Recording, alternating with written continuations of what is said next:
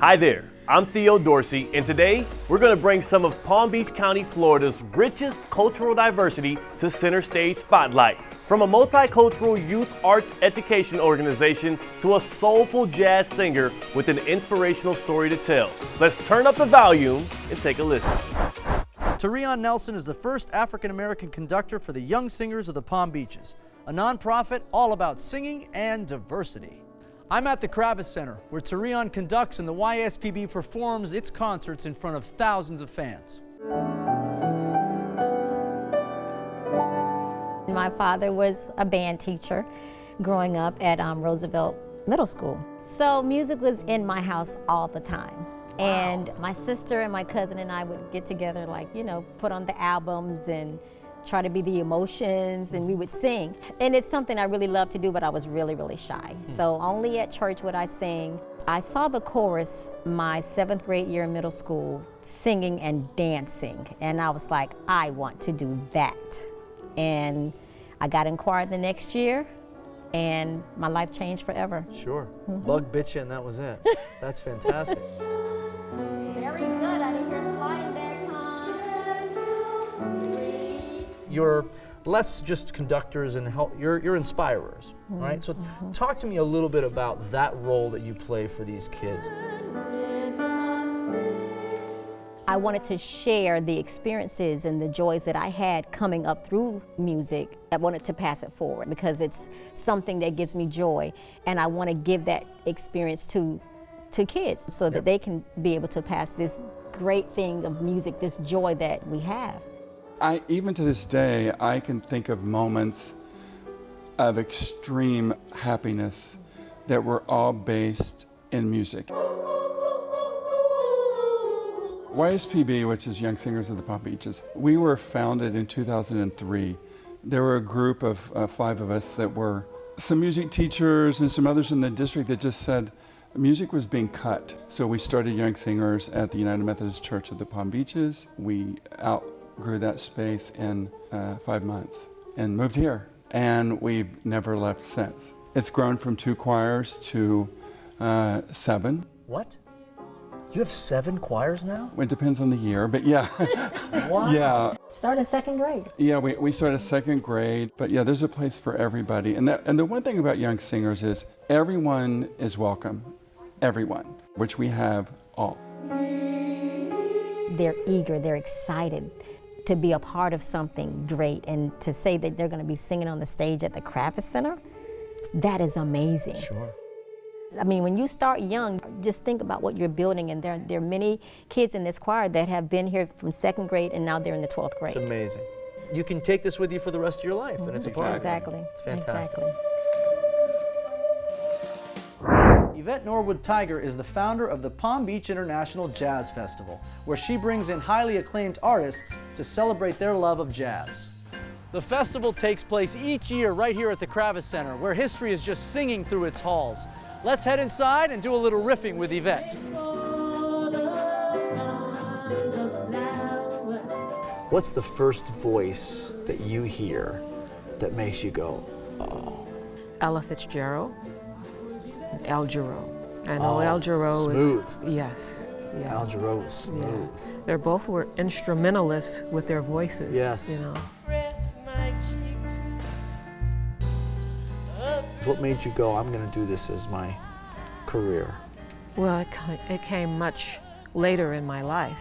After I was diagnosed and recovered from a brain tumor, which happened in 2012. Wow. Before that, I was just doing it as a hobby. And I said, well, if I made it this far, this is going to be my testimony. This is my purpose, is to uplift other people, through music.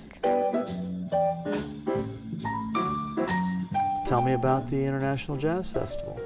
After the surgery and everything, I said, well, I want to do big things. I want to start doing bigger stages, jazz festivals. One night it just came to me, start my own jazz festival.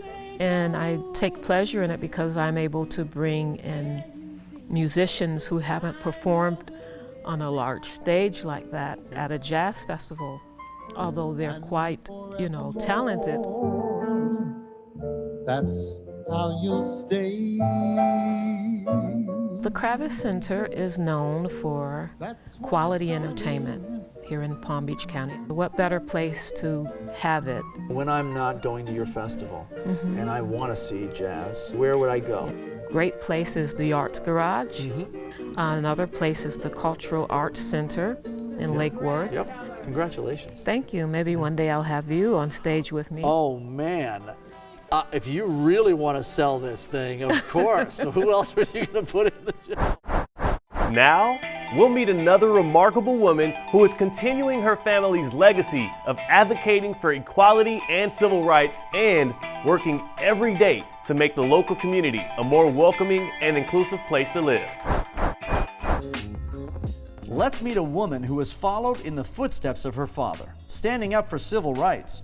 Edith Bush is the strong force behind the Martin Luther King Jr. Coordinating Committee, working decade after decade to make the community a better place for all. We've been around for 41 years. Now talk to me about what it took to get this specific site, because this is so special. In the year 2000, this area here was not being used. And at the time, we organized as the Martin Luther King Coordinating Committee. Obviously, you could have just put up a statue, you could have just put up a little plaque. This is grand. Your family has a storied history in the civil rights movement. Yes, my father was very involved in the civil rights movement. He was the president of the NAACP in Andalusia, Alabama.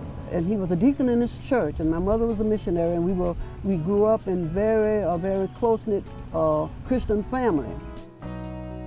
That's how I got very active in the movement. That is incredible. What a history. We were part of the Black Educators Association, and we were always celebrating Black History Month.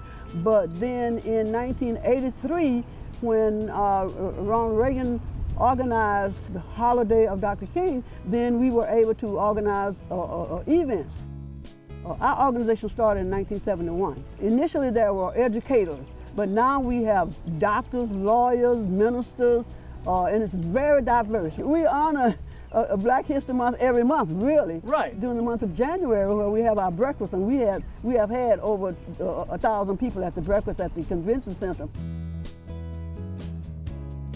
So this committee, starting in '71, has just grown and grown and grown. And how many people are part of this organization now? We have approximately 60 members on our board. Amazing. Yes, and they are incredible. In Palm Beach County, I served on the Leadership Coalition for over 20 years. There are 87 nationalities in Palm Beach County. Wow, that's a little nugget I didn't know. Okay. Yes, it is. Yes, it is. Wow. I got to tell you what. I love talking to you. I could talk to you all day. Do you know why? Because you exude passion. I love talking to you too. It's a pleasure. Yes. Real pleasure. All right. Thank Same you. here. I'm Theo Dorsey. From everyone here in the studio, thank you so much for watching. And don't forget to click below to subscribe to our YouTube channel. We'll see you next week.